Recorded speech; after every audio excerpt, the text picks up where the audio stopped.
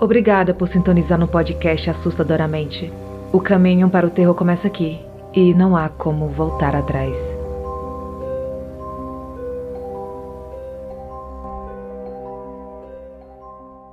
Olá, ouvintes do podcast, sou Daniela Abreu, trazendo mais uma coletânea de relatos sobrenaturais para vocês. Quer maratonar episódios inéditos? Baixe o aplicativo Orelo e tenha acesso a novos episódios exclusivos. E vamos para os relatos de hoje. A companhia. Durante a minha infância e adolescência, a minha mãe frequentava um centro kardecista, então cresci acostumado com a ideia de ver vultos e espíritos. Posteriormente, ela se afastou do kardecismo, mas foi bem envolvida com a doutrina por muitos anos. Na prática, era a frequentadora do centro e trabalhava na mesa. Na casa onde cresci, cheguei a ter algumas visões, sentia cheiros e até um contato físico. Alguns davam medo, outros não. A minha mãe dizia que eu tinha que desenvolver esse dom, mas eu mesma nunca gostei da ideia, então eu nunca dei muita trela para isso. Lembro-me de um dia que eu estava limpando o quarto com a minha mãe e ela estava comentando que os espíritos estavam em todo lugar. Aí ela parou no meio do quarto e perguntou: "Estou sozinha aqui?" E imediatamente a luz do quarto acendeu. O interruptor era daqueles de tipo basculante, bem durinho. Tínhamos que apertar bem para acender ou desligar, e fez o barulho de clique quando ligou. A minha mãe olhou para mim, deu uma risadinha e falou: "Viu?" Eu saí da casa da minha mãe aos 18 anos, mais ou menos, e não aconteceu nada por muitos anos. Acreditei que as experiências tivessem relação com a casa ou com a minha mãe, e segui minha vida sem mais acontecimentos, por algum tempo. Então, eu não lembro exatamente quando, acho que eu tinha uns 21, 22 anos, eu fui acompanhar o irmão numa consulta com um caboclo, lá no bairro do Ipiranga. Quando o caboclo começou a falar, perguntou para mim, muito tranquilamente: "Quem é essa criança com você?" Para mim, era tudo novidade. Como eu não participava das sessões do centro espírita com a minha mãe, pois ela ia sozinha, eu nunca tinha visto alguém incorporar. Além de ser pega de surpresa, eu fiquei assustada e não falei nada, nem perguntei nada. Mas do jeito que o caboclo falou, não parecia ser nada ruim, e ele continuou falando de outras coisas, me deu alguns conselhos, depois fomos embora e nunca mais voltei lá. Apesar do que o caboclo falou, eu não fiquei com medo de que fosse encosto ou coisa do tipo. Na verdade, meio que eu deixei pra lá e fui seguindo a vida sem me importar com isso. Eu sou uma ateísta que gosta do ocultismo. Eu sempre fiquei na dúvida entre acreditar e tentar achar uma explicação lógica. Eu também não me incomodo muito se tem ou não explicação. Além do mais, essa sensação de companhia é bem tranquila. Eu nunca vi nem ouvi nada. De vez em quando somem coisas que eu tenho certeza absoluta de ter deixado em determinado lugar, porque eu sou extremamente organizada. Depois reaparece nos mesmos lugares, minutos depois. Eu até brinco e digo: "Tá bom, a hora que você quiser devolve, tá?" Uma vez eu precisava muito achar uma coisa. Eu pedi: "Por favor, vai, eu preciso muito." Dei uma volta, fui procurar de novo no mesmo lugar e estava lá. Teve uma vez que eu estava tomando banho e do nada eu senti um empurrão na cabeça e bati na torneira do chuveiro. Eu fiquei muito brava e perguntei: "Tá querendo me matar?" Depois de comentar no grupo do Telegram, fiquei pensando se esse episódio do banho não poderia ter sido algum visitante inesperado e mal-humorado, porque a minha criança parece sempre tranquila. Mas enfim, não dá pra saber. Tirando essas brincadeiras, é tudo bem tranquilo. Acontecem pequenas coisinhas do dia a dia em que eu sinto que ela está me ajudando. Contando assim, não parece grande coisa, mas eu me conheço e sei que são coisas que eu não consigo fazer sozinha, como acordar no minuto exato que eu preciso para ir num compromisso, ou acordar de um sono pesado no meio da noite, do nada, para fechar uma janela antes de começar a chover, ou seja, quando ainda não tem nem barulho de chuva. Coisas assim, que parecem coincidências, mas que eu tenho a sensação de que não são. Sabe aquela sensação de que tem alguém cuidando de você? Então, inclusive, eu gosto de agradecer pela ajuda e também pela ideia de que nem todas as companhias não solicitadas sejam ruins. Eu recebi esse relato no e-mail e foi enviado pela Roberta. A menina na foto.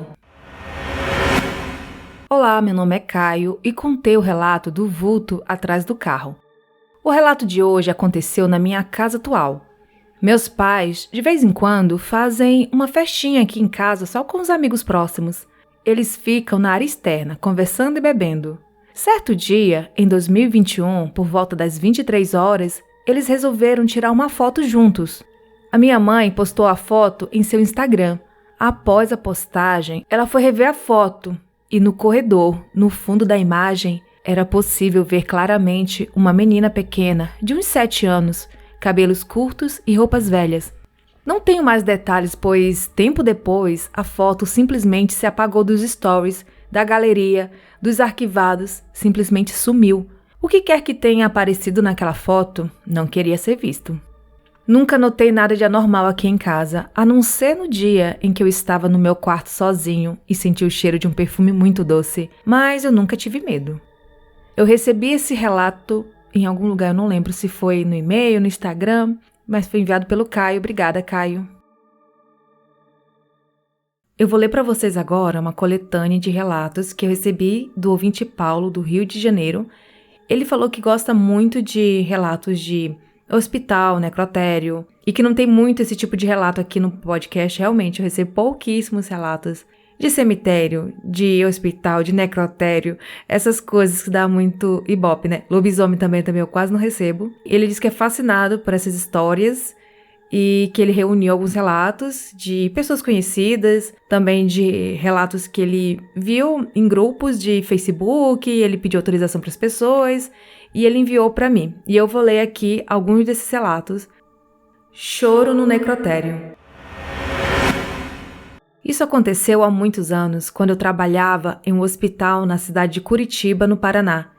Em certa ocasião, eu estava em um plantão no final de semana e atendi um pai que estava devastado, pois a sua filhinha de 6 meses havia falecido naquele dia.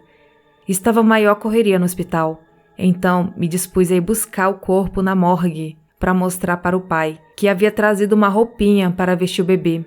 Descendo as escadas, comecei a sentir muito frio, apesar de ser uma tarde de verão. Assim que cheguei na morgue... Gente, morgue é o quê? Necrotério, né? Deve ser. Escutei um choro de criança, mas ali estavam apenas eu e as crianças falecidas. Fingi que não estava escutando nada e fui até a gaveta onde estava o corpinho da menina.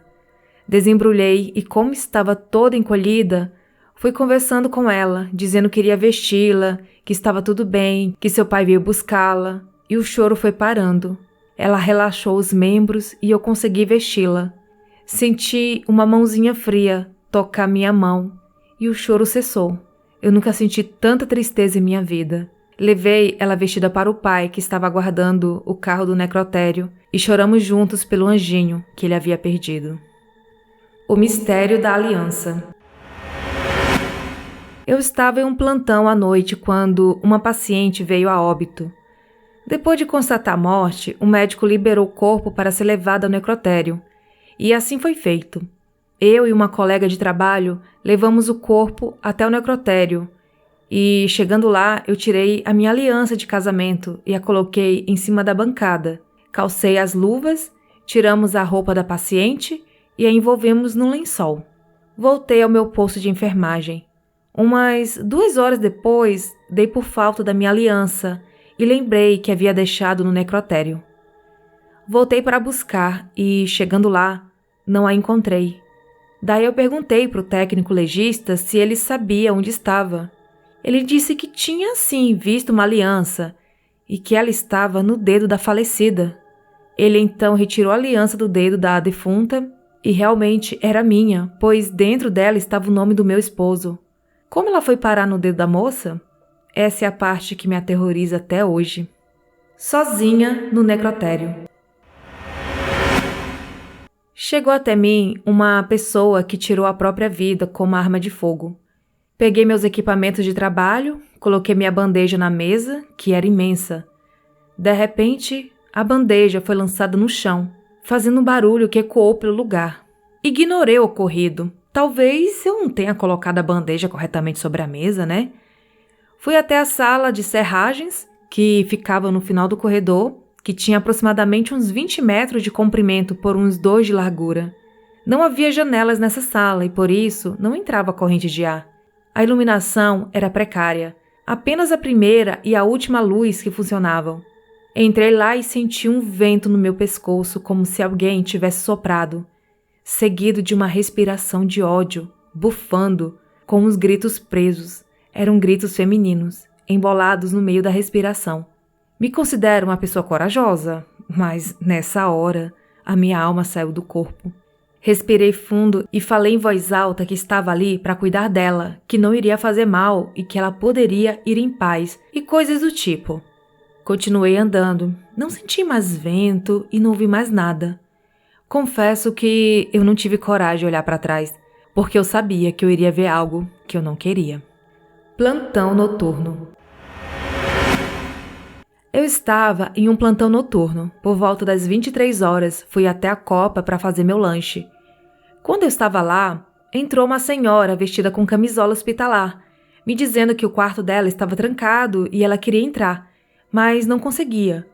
Ela estava um pouco desorientada e falava que, se não fosse rápido para o quarto, os filhos dela não iriam encontrá-la. Estranhei o que ela disse, pois, naquele horário, não havia visitas.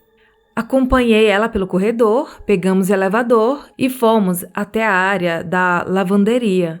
Falei que ela estava me levando para o lugar errado, pois ali não tinha quartos. Mas ela continuou andando. Atravessamos toda a lavanderia e quando chegamos na porta do necrotério, ela disse: É aqui, minha filha. Só não consigo abrir a porta. Nessa hora eu gelei. Eu fiquei sem voz. Eu não sabia se corria ou gritava. Mesmo assim, eu abri a porta. Ela entrou e me agradeceu. Passados uns 30 minutos, a funerária veio buscar o corpo daquela senhora. A menina no hospital. Sou técnica em enfermagem. Anos atrás, fui trabalhar no período noturno em um hospital localizado no interior do Mato Grosso. Era um hospital velho, cheio de salas vazias e alas abandonadas. Eu trabalhava na clínica médica, onde ficavam os adultos com problemas diversos. Certa noite, haviam faltado alguns funcionários na pediatria. Então, a enfermeira do plantão pediu para que eu ajudasse as colegas no horário do repouso delas. Meio a contragosto, eu fui. Era véspera de Natal. A ala pediátrica estava praticamente vazia. Fui ao posto de enfermagem e a colega me mostrou as medicações a serem preparadas e administradas nos horários em que ela estaria descansando, entre 2 e 4 da manhã. Havia apenas 2 enfermeiras com 3 pacientes cada, então eram poucas as medicações. A colega foi para o repouso e eu fiquei no posto de enfermagem preparando as medicações do horário das 2 da manhã. Por ser um prédio antigo, era tudo muito escuro. Nos corredores havia lâmpadas queimadas e paredes manchadas de umidade. Enfim, naquela noite, tudo parecia mais escuro, frio e silencioso. Até o radinho, que ficava no posto de enfermagem para o pessoal ouvir uma música na madrugada e trabalhar mais alegre, estava queimado. Continuando, eu preparei os remédios, coloquei na bandeja e fui para os quartos. Eram os últimos 2, no final do corredor. Fui nos leitos onde cada criança dormia com as suas mães ao lado. Fiz o mínimo de barulho para não acordar os pequenos. Só acordei a mãe e avisei que estava administrando as medicações. Aferi os sinais vitais das crianças e voltei para o posto. No caminho de volta, avistei uma sala com a porta entreaberta. Era a brinquedoteca, local onde, durante o dia, as mães levavam as crianças para se distrair um pouco. A luz estava ligada e vi que tinha uma criança sentada próxima à mesa. Rapidamente eu fui até lá, já preocupada, porque eu fiquei na dúvida se a colega havia me passado o número exato de pacientes no setor, pois eu havia acabado de verificar e todos estavam devidamente nos seus leitos, mas parecia que havia mais uma criança internada e essa não estava no leito. Abri a porta procurando a mãe. Eu iria pedir que voltasse para o quarto, pois fazia frio e não era permitido ficar com a criança pelos corredores naquele horário. Constatei que não tinha nenhum adulto ali, somente uma menininha de cabelos pretos, cacheados e longos, sentada à mesa desenhando. Me aproximei e perguntei para ela: "Cadê sua mãe? Qual o seu nome?" Ela só levantou o rosto e sorriu. Na verdade, não era um sorriso, foi apenas um movimento nos lábios pálidos. Os olhos pareciam apagados, sem brilho. Me olhou por um longo tempo e depois abaixou a cabeça e continuou a desenhar. Eu congelei. Um calafrio percorreu meu corpo dos pés à cabeça. Então pensei: vou procurar a mãe dessa criança. Deve estar em algum quarto. Vou deixá-la aqui quietinha e vou atrás da mãe ou de algum responsável e chamarei a enfermeira-chefe. Saí rapidamente quando olhei para trás para ver se a criança sairia pela porta para vir atrás de mim. A luz da sala estava apagada e a porta estava fechada. Eu quase desmaiei de susto. Fui correndo para o posto de enfermagem e lá encontrei uma senhora que trabalhava na copa. E naquele horário, ela passava para deixar o leite para alguns pacientes. Contei para ela o que havia acontecido e ela nem se assustou e me contou que, anos antes, ocorreu um acidente ali próximo ao hospital. Um carro atropelou e matou uma menina com as mesmas características que descrevi e que no dia de sua morte, os pais ficaram revoltados com os médicos por não terem conseguido salvar sua filhinha. Eles lançaram palavras de maldição e ódio sobre todos que estavam ali. Ficaram amargurados e tempos depois, a mãe da criança se matou e o pai sumiu. A partir daí, algumas pessoas passaram a ver a menina pelos corredores do hospital. A lembrança que tenho do olhar daquela menina me dá calafrios até hoje. Essa é uma das muitas histórias que já vivi trabalhando em hospital. E eu vou contar mais um relato que é da mesma pessoa do relato anterior. Eu era plantonista no período noturno nesse hospital e, como vocês sabem, os enfermeiros têm horários de descanso. Normalmente, após as 22 horas, inicia-se o horário de repouso da equipe, que se reveza para descansar enquanto outros trabalham. Enfim, era um plantão noturno normal. Estávamos em 4 técnicos no setor. Eu preferi dormir no segundo horário, que seria das 3 às 5 da manhã. O hospital ficava em um prédio bastante antigo, com algumas alas desativadas, salas fechadas, corredores sem muita iluminação, muitas paredes com manchas de mofo por conta do telhado que estava em um estado lastimável. Quando chovia, molhava tudo. Era bem abandonado mesmo. Trabalhávamos ali dando o nosso melhor. Voltando ao ocorrido. As colegas retornaram para o setor às 3 da manhã. Lá fomos eu e uma colega para o repouso, mortas de sono e cansaço. A sala de repouso ficava em uma ala afastada do setor onde trabalhávamos. Era meio isolado. Era um quarto grande com vários beliches e tinha um banheiro dentro desse quarto. Nessa noite, para nosso azar, o ar-condicionado estava com problema. Tínhamos apenas um ventilador de teto que mais fazia barulho que ventava. A minha colega, que havia trabalhado também durante o dia, estava muito cansada. Ela entrou no quarto, tirou os sapatos, deitou em uma cama na parte de baixo e foi logo dormindo. Há dias ela reclamava de muita dor na perna, um cansaço anormal e um dos pés estava inchado, mas ela insistia em continuar a trabalhar. Enfim, eu fui ao banheiro, escovei os dentes, voltei para o quarto e me deitei na parte de cima de um beliche, para ficar mais próximo do ventilador, pois o quarto estava muito quente. Fiquei um tempinho mexendo no celular. Naquela época ainda não tínhamos smartphones. Era um Nokia com o famoso jogo da cobrinha. Fiquei jogando no modo silencioso para não atrapalhar o sono da colega. Os minutos foram passando e o sono finalmente chegou. Desliguei o celular e fechei os olhos. Acredito que se passaram apenas alguns minutos, quando, com os olhos entreabertos, eu vi a porta do banheiro abrir. O quarto estava meio iluminado por uma luz fraca que entrava por uma janela no alto da parede. A porta se abriu. O curioso foi que não fez nenhum barulho. Apenas um vento frio passando por ela e na hora eu senti meu corpo todo arrepiar. A partir desse momento eu não consegui mais me mover. Mexi apenas os olhos e nada mais. Parece que passou uma eternidade, mas foram segundos desde que a porta se abriu e eu senti o vento frio. Olhando fixamente para a porta, eu vi passar por ela uma sombra escura, muito escura. Essa sombra veio caminhando muito devagar e se aproximou da cama onde a minha colega dormia. Era uma sombra pequena, lembrava uma criança ou um anão. Era totalmente negro. Percebi que tinha a cabeça careca. Quando passou pela luz fraca que iluminava o quarto, eu pude ver os olhos. Eram vazios, sem expressão. E me olhava fixamente. Caminhava na direção da minha colega. Eu tentei gritar, fazer algum movimento para acordá-la, mas eu não tinha nenhuma força. Só um frio tomando conta dos meus ossos. Esse ser, eu não sei definir o que era.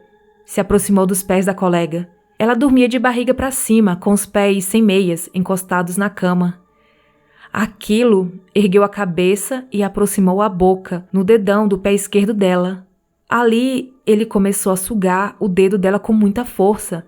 Nesse momento, a minha colega começou a fazer um barulho estranho, como se estivesse se sufocando. De repente, ela não respirava mais. Ficou tudo em silêncio dentro do quarto.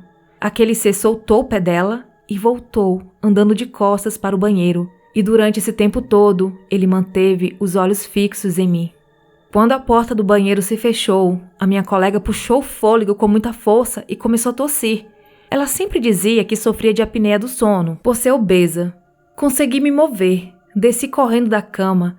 A minha colega estava sentada, sentia fortes dores no pé esquerdo e muita falta de ar. Eu contei para ela o ocorrido, mas ela não acreditou muito e disse que eu tinha sonhado. Pela manhã, o dedo do pé dela, do pé esquerdo, estava todo roxo e inchado. Alguns meses depois, ela precisou amputar o pé. Nunca mais falamos sobre o acontecido daquela noite. Até hoje tenho dúvidas. Será que foi só um sonho ou algo realmente aconteceu? E estes foram os relatos enviados pelo Paulo, do Rio de Janeiro. Muito obrigada, Paulo. E vocês também que estão me ouvindo, se vocês conhecerem histórias, como eu já falei em outros episódios, pessoal, não precisa viver essas histórias para vocês me enviarem. Vocês podem contar a história de pessoas conhecidas, ou se vocês encontrarem também de fóruns de internet, coisas confiáveis, peça autorização para a pessoa, me envie, que eu leio aqui com muito prazer, tá? Eu adorei esse relato, também gosto muito de relatos de hospital, necrotério. E é isso, muito obrigada. O Atalho. Este relato aconteceu em Monte Belo, uma cidade pequenina de Minas Gerais, por volta dos anos 50, época em que a cidade possuía 615 homens, 676 mulheres, número absoluto de 1.291 pessoas, segundo dados do censo daquele ano. Em 1955, a Prefeitura Municipal registrou 11 automóveis, 17 caminhões e 5 caminhonetes. Meus tios, Nadir e Mário, eram donos de um desses 11 automóveis e estavam voltando para casa com um casal de amigos de um baile na cidade vizinha. Não era muito tarde, apenas escurecia. Para voltar para casa, tinha duas opções: pegar a estrada convencional ou um atalho em meio à mata, economizando assim bastante tempo de viagem. Esse atalho era evitado pelos moradores devido a coisas estranhas que aconteciam por ali. Mas como meu tio sempre foi corajoso, até demais, preferiu pegar o atalho, apesar dos protestos dos demais ocupantes do carro. Em dado momento, era necessário passar por uma ponte e, ao se aproximarem dela, o carro começou a enguiçar até parar completamente. Os homens desceram do carro para verificar o que estava acontecendo.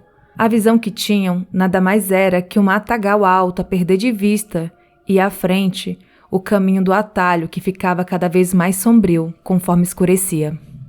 Dentro do carro, no banco de trás, estavam as duas mulheres sentadas, cada uma próxima às janelas, deixando assim um espaço vazio no meio do banco. Em dado momento, minha tia conta que começou a ouvir um murmúrio, que parecia uma súplica e um choro de criança. Ela achou estranho, mas como era uma pessoa espiritualizada, não ligou. Aquele murmúrio foi ficando cada vez mais evidente, até que o meu tio e o amigo resolveram voltar para dentro do carro, perguntando se as mulheres também estavam ouvindo aquilo. E estavam. Pouco tempo depois, a minha tia sentiu um frio misturado com calafrio, e nesse mesmo momento, sentiu a parte do banco que estava vazia afundar, como se alguém tivesse sentado ali.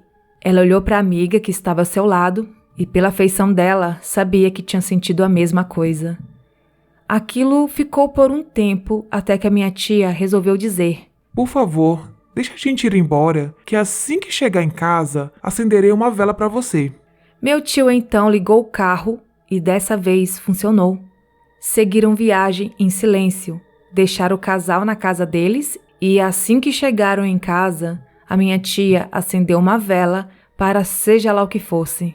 Decorrido algum tempo, a minha tia descobriu que uma moça da cidade engravidou sem ser comprometida e foi expulsa de casa, vivendo na rua e dependendo de caridade. Deu à luz sob a ponte do atalho, falecendo junto com o bebê. A minha tia pediu para rezar uma missa para essa mãe e seu bebê. E espero que tenham encontrado paz depois de tanto sofrimento. Recebi esse relato no Telegram e foi enviado pela Thalita.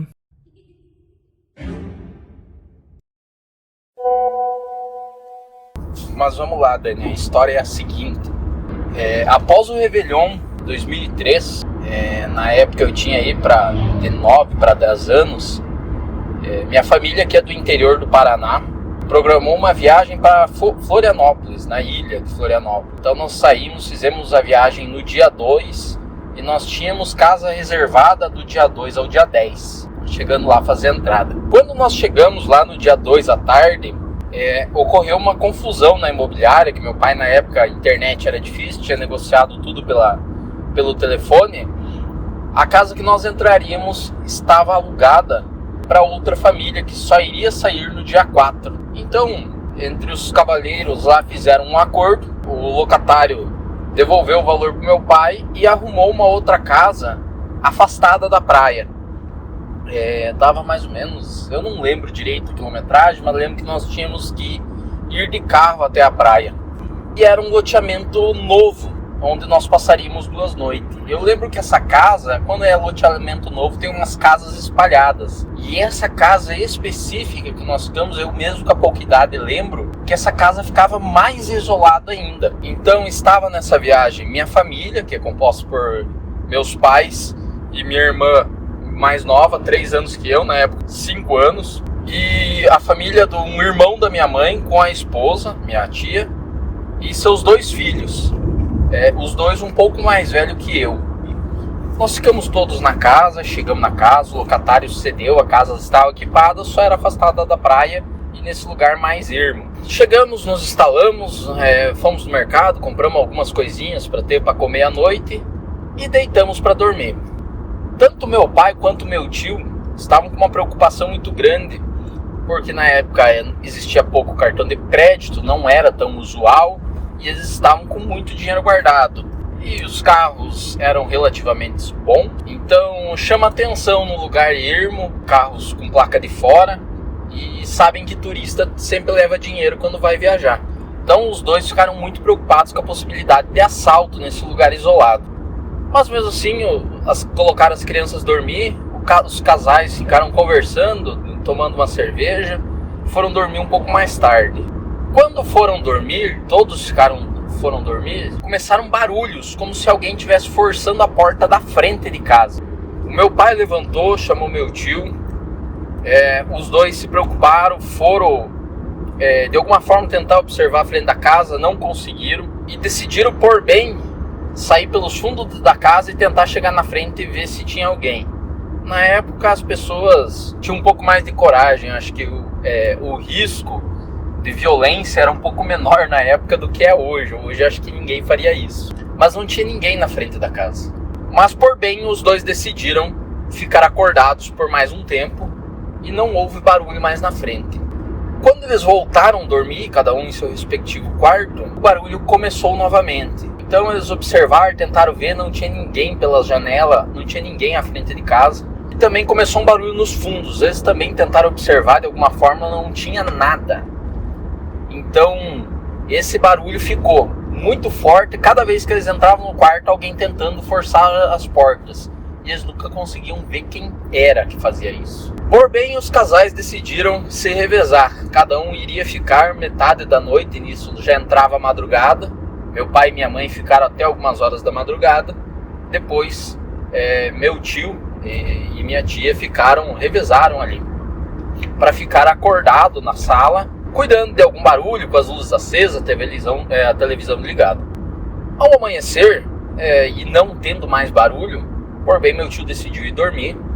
E quando já era, claro, com a perturbação da noite, os dois casais estavam cansados e decidiram alongar um pouco o sono. Quando foi umas 8 horas a 9 horas, pelo que minha mãe conta, ela despertou na cama e escutou o barulho como se fossem as crianças brincando, tagarelando na cozinha, e barulho do pessoal preparando o café da manhã, aquele barulho de xícara e aquele converseiro de quem está tomando café. Minha mãe olhou, viu eu e minha irmã na cama, o pai dela, e ficou com vergonha. Nossa, o restante do pessoal já acordou e nós ainda dormindo. Minha mãe, por bem, se preparou e decidiu levantar. Quando ela saiu para fora, não havia ninguém lá fora. Meus tios não tinham levantado, eles ainda estavam dormindo. E minha mãe, por bem, começou a preparar o café e relevou isso daí como se nada tivesse acontecido. Acordamos todos, tomamos café, fomos para a praia. E durante a tarde, minha mãe comentou isso com minha tia. Na hora que a minha tia escutou a história, isso trouxe um espanto, porque minha tia também tinha passado por uma situação semelhante. Achou que nós já tínhamos, a minha família tinha acordado e estava tomando café, levantou para ir no banheiro e viu que não tinha ninguém. Então, em horários diferentes, as duas passaram por uma situação semelhante. Os casais conversando entre eles, e sim, não envolvendo mais. Eu lembro desse murmurinho, eu lembro de escutar os barulhos, mas quando você é pequeno, você dorme. O pai e a mãe dão uma ordem, você voltava a dormir. Então os casais conversaram entre eles e ficaram muito preocupados com o que estava acontecendo. E minha mãe sempre foi uma pessoa fã de terror, que sempre gostou desse tipo de história, mas no momento se viu apavorada por lembrar desse tipo de história e sentir que estava passando por um momento daqueles. Os casais se prepararam, retornando para casa e voltaram a dormir. Lembrando isso, nós já estávamos na noite do dia 3 para o dia 4. Na noite do dia 3 para o dia 4, as crianças dormindo, os casais se prepararam e foram dormir também. Começou o mesmo barulho forçando a porta. Quando isso aconteceu, meu tio levantou, meu pai também levantou. Aí sim, já os homens putos da vida, tentando saber o que estava acontecendo, saíram pelos fundos da casa e decidiram enfrentar o que estava acontecendo ali. E ao chegarem lá, um saindo para cada lado, deram cara com a porta onde não tinha ninguém. Meu pai é uma pessoa mais cética, meu tio é uma pessoa que crê um pouco mais nessas coisas. Meu tio tomou por coragem e desafiou o negócio. Voltaram todos para dentro de casa e meu tio desafiou. Falou que não lembra as palavras de forma correta, mas falou que aquela família era protegida por Deus e por Cristo. E que nada ia incomodar eles aquela noite, que eles iam deitar, iam dormir, iam sair da casa e nunca mais voltariam para esse lugar. Os casais se recolheram aos seus aposentos e aquela noite houve uma tranquilidade absurda. Nenhum dos casais ouviu mais nada. No outro dia levantaram, se retiraram da casa e foram para casa, sim, que eles tinham alugados, que era próximo ao mar. Esse é um relato que aconteceu com a minha família, é uma história que é contada e recontada a cada encontro, sempre que a gente se reúne, lembrando porque ainda é um mistério sem solução para nossa família esse caso. Dani, um segundo relato, esse mais curto, mais rápido, mas também interessante, que é um relato que minha mãe conta sempre. Eu até contei ele no grupo do Telegram uma vez, de forma escrita, não sei se muitas pessoas conseguiram ler, inclusive você, então vou estar recontando aqui. Isso ocorreu por volta de 95 ou 96, eu era uma criança de 1 a 2 anos de idade. Durante essa época, desde o meu nascimento, eu tinha algumas crises, onde eu tinha uma febre muito alta e chegava a delirar durante essas febres. E isso era recorrente, aí minha mãe falava que a cada poucos períodos acontecia isso comigo. Vinha, passava, ela tinha que medicar, passava aquela noite e eu melhorava. Numa dessas crises, especificamente a última que eu tive, Minha mãe estava dormindo, eu estava no meu berço, minha mãe estava dormindo num colchão ao chão, porque meu pai iria sair viajar para Curitiba naquela madrugada. Então minha mãe ficou cuidando de mim para o meu pai poder descansar, porque ele ia pegar a estrada. E minha mãe fala que ela estava dormindo, colocando a mão em mim para testar a temperatura, vendo que eu estava muito quente, chorando, não sabia mais o que fazer. Ela deitou na cama e orou, pedindo para que Deus intercedesse e ajudasse eu a melhorar. Ela já estava em desespero. E nisso ela acabou cochilando. E quando ela cochilou, ela lembra da imagem de um doutor, um senhor, uma estrutura mais baixa e bigode, entrar dentro do meu quarto, mas não pela porta, e sim onde tem uma janela. Entrou por ali, acordou ela, colocou a mão em mim e disse que agora eles poderiam descansar, que estava tudo bem e eu tinha melhorado. E saiu sim pela porta do quarto aí. Minha mãe levantou, colocou a mão em mim, viu que eu realmente tinha melhorado, minha febre tinha passado, e ficou com esse sonho na cabeça. E ela por muito tempo contou esse sonho. Até que um dia, pesquisando sobre esses relatos e causos contados, minha mãe encontrou a imagem de Zé Arigó, que foi um médium brasileiro que fazia cirurgias espirituais, e você consegue encontrar bastante informações dele. Quando minha mãe viu a imagem dessa pessoa, ela reconheceu como a pessoa que me ajudou a melhorar dessa crise de febre quando na minha infância. Então, hoje ela acredita e conta muito essa história, porque ela acredita que eu fui ajudado por esse espírito de luz.